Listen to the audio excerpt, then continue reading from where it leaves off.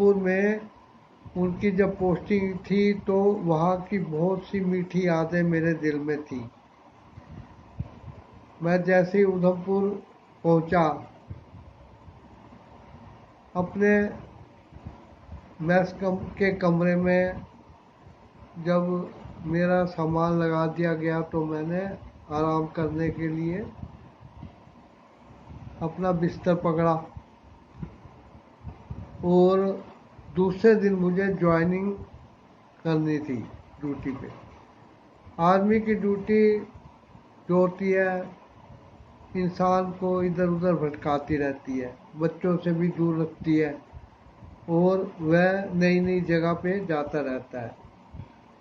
लेकिन जो मुझे उधमपुर की पोस्टिंग मिली तो मुझे उन दिनों की याद आ गई जब कि मैं 5वीं 6वीं में पढ़ता था। मेरे पिताजी को वहाँ एक टेम्परेरी बना हुआ क्वार्टर मिला था और मेरी मम्मी घर संभालती थी और हम बच्चे स्कूल पढ़ने जाते थे। हमारे यहाँ पे एक काम करने के लिए एक वहाँ की लोकल महिला आती थी जो कि सुन नहीं पाती थी, लेकिन बहुत अच्छे नेचर की और मिलनसार थी, काम करने में बड़ी होशियार। उनको हम बोली के नाम से बुलाते थे और उसकी खासियत ये थी कि वो जब हम कुछ बोलते थे तो हमारे हिलते हुए होठों को पढ़ कर समझ जाती थी कि हम क्या कह रहे हैं। वह बहुत तेजी से काम करती थी।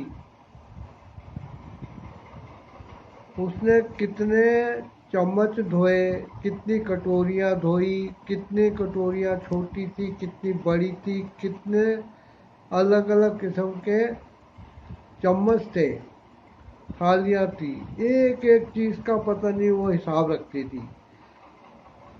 अब जबकि मेरी बुद्धि खुल गई है तो मुझे लगता है कि अगर वो मौका पाती, अपॉर्चुनिटी उनको मिलती तो वो एक किसी बहुत बड़े ऑर्गेनाइजेशन की सफल चेयरपर्सन बन सकती थी।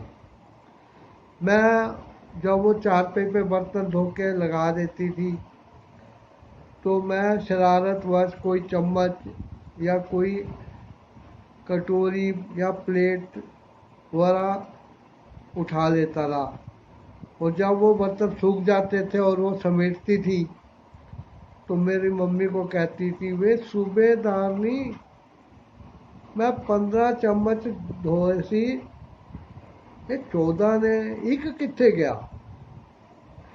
फिर मम्मी मेरी कहती थी वड्डा मुंडा शरारत कर रहा है। वो मुझे वड्डा मुंडा कहती थी क्योंकि चारों बहन भाइयों में मैं बड़ा था। वह मेरे पिताजी को कभी सामने पढ़ने नहीं देती थी, उनको दूर से आता देख के इधर उधर हो जाती थी। और कमरे में, क्योंकि उन दिनों वहाँ पे लाइट नहीं थी, लालटेन से हम लोग पढ़ते थे और काम चलता था, तो लालटेन की रोशनी में वो देख नहीं पाती थी कि मेरे पिताजी कब लंच के लिए घर आके कुर्सी पे बैठे हैं।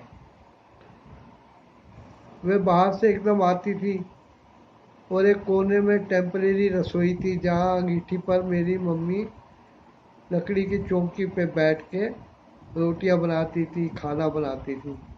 वो आके उधर उकड़ू बैठ जाती थी और अंगीठी का ताप लेती हुई कहती थी, वे सूबेदारनी ये वड्डा मुंडा बड़ा शरारती है, मैनू तंग करता रहता है।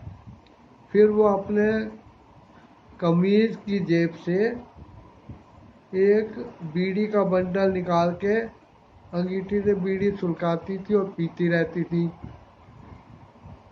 और मैं उसे कहता था, सूबेदार आ रहे हैं, वो हंस पड़ती थी, कहती थी नहीं, सूबेदार लेट आएगा आज, टाइम नहीं होया। तो मैं उसको फिर, वो यार पिताजी जिस साइड बैठे थे वहाँ से कुछ सामान उठाने के लिए भेज देता था। लेकिन अंधेरे में जब वो मेरे पिताजी को कुर्सी पे बैठा देखती थी तो छलांगे मारती हुई बाहर भाग जाती थी।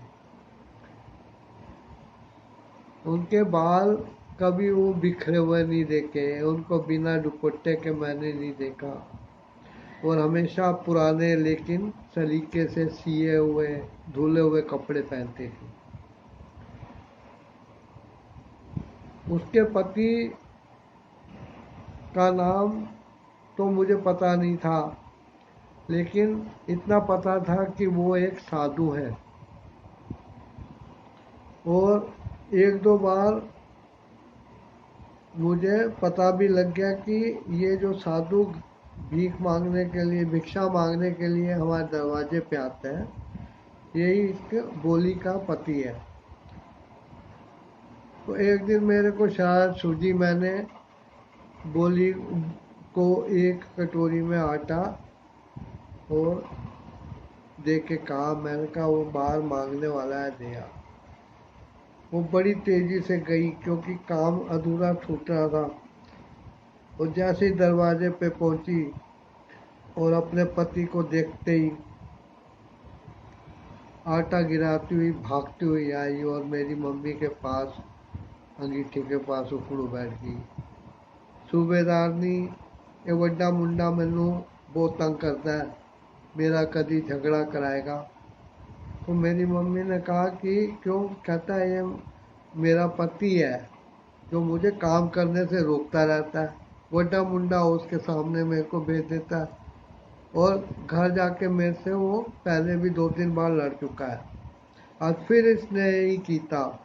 वड्डा मुंडा बड़ा शरारती है। खैर, मारियो ना इन्नू, बच्चा है, शरारत करता रहेगा। इस तरीके से बोली की मुझे बातें याद आ रही थी। मैं शाम को नहा धोकर चाय पी के उस तरफ निकल गया। मुझे धीरे धीरे याद आ रहा था कि सड़क के किनारे के उस नुकीले बड़े पत्थर पर हम लोग बस की इंतजार में चारों बहन भाई बैठते थे। स्कूल की बस आती थी और हम उसमें बैठ के चले जाते थे। कई बार टिफ़िन भूल आते थे तो मम्मी बोली के हाथों हमारा टिफ़िन भेजती थी, और वो आके हमें समझाती थी कि सूबेदारनी ने तुम्हारा खाने का डिब्बा भेजा है, स्कूल में भूख लगती तो तुम क्या करते। और वो हमारी को थपथपा के लौट जाती थी। आज मैं उस सड़क से धीरे धीरे उतरता हुआ उस जगह गया जहाँ पे एक पानी का चश्मा बहता था, और पास ही ऊंचाई पे टेम्परेरी क्वार्टर बने थे। एक सूबेदार पुंज जो मौलाना मुलाना अम्बाला के रहने वाले थे उनका था, और नीचे वाला क्वार्टर मेरे पिताजी को मिला था। क्या उस जगह पे जाके मुझे वो क्वार्टर मिला? ये क्वेश्चन आपके मन में आएगा, लेकिन क्योंकि काफ़ी साल हो गए इस बात को, तो वहाँ क्वार्टर नहीं थे, वहाँ के नज़ारे बदले हुए थे। वहाँ से एक पगडंडी सीधा ऊपर की तरफ जंगल में चली जाती थी, जहाँ कई बार मैं बोली के पीछे पीछे उसके घर तक गया था, और उनके घर के बाहर बकरियां बंधी रहती थी, टूटी चारपाई पड़ रहती थी। और उसका साधु पति अपने हुक्के की नाल गुड़गुड़ाता हुआ चारपाई पे पड़ा रहता था। मुझे बोली की याद आ रही थी और भी कई चीज़ें थी, लेकिन अंधेरा हो रहा था। मैं वापस लौट के अपने मैस की तरफ आ गया। फिर किसी दिन मौका मिला तो वहाँ जाने की मैंने सोची, लेकिन अब वहाँ जाके क्या करता, कोई भी जान पहचान का लड़का लड़की या वो लोग नहीं थे। पिताजी के सप्लाई डिपो में काम करने वाला वो एक हवालदार जो कि बिल्कुल काले रंग का था और जिससे मैं तवे दा पुट्ठा पासा बोल बोल के चिल्लाता था, और वो खुश होता था कि सूबेदार साहब का बच्चा मुझे बोल के हंसा बोल रहा है। फिर किसी दिन उसको किसने बोल दिया था कि पंजाबी में इसका मतलब है तवे का उल्टा हिस्सा कालू। उसने मेरे पिताजी से मेरी शिकायत की थी और उन्होंने मेरे तरफदारी करते हुए कहा था, और क्या करें, तुम्हारा रंग ही ऐसा है। खैर, फिर उस तरफ जाने का कभी मौका ही नहीं मिला, टाइम ही नहीं मिला। कुछ दिनों के बाद कारगिल की लड़ाई शुरू हो गई और हम लोग, क्योंकि मैं इन्फेंट्री ब्रिगेड में पोस्टेड था, तो मुझे अपने प्लाटून को लेके गाड़ियों द्वारा कारगिल की पहाड़ियों की तरफ जाना पड़ा और वहाँ से सीधा फिर मैं मेरठ पोस्टिंग आ गया था। खैर, काफ़ी दिन हो गए, ये कहानी कहाँ तक सुनाऊँ, बहुत कुछ है कहने को।